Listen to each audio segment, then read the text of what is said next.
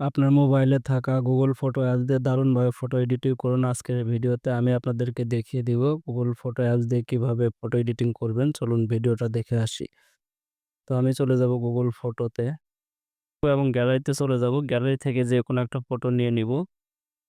তো আমি ফটোটাকে সিলেক্ট করে দিব। সিলেক্ট করার পর এখানে দেখতে পাচ্ছেন এডিট কিন্তু লেখা রয়েছে। এডিটে ক্লিক করে দিব।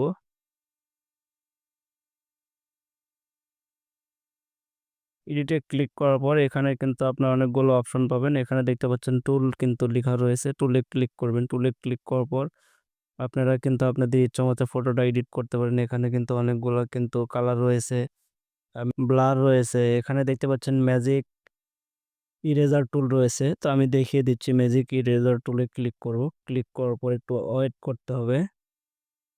তো আপনারা যেকোনো একটা ফটোটার উপরে এরকম করে মার্ক করে দিবেন। মার্ক করার পর একটু ওয়েট করবেন। তো দেখতে পাচ্ছেন ফটোটা কিন্তু অটোমেটিকভাবে রিমুভ হয়ে গিয়েছে। তো আপনারা চাইলে আমার থেকে আরো ভালোভাবে এডিট করতে পারেন। সো ভিডিওটা যদি ভালো লাগে অবশ্যই Facebook পেজটিকে ফলো করবেন এবং যারা আমার YouTube থেকে দেখছেন অবশ্যই সাবস্ক্রাইব করে সাথে থাকবেন। ধন্যবাদ সবাইকে।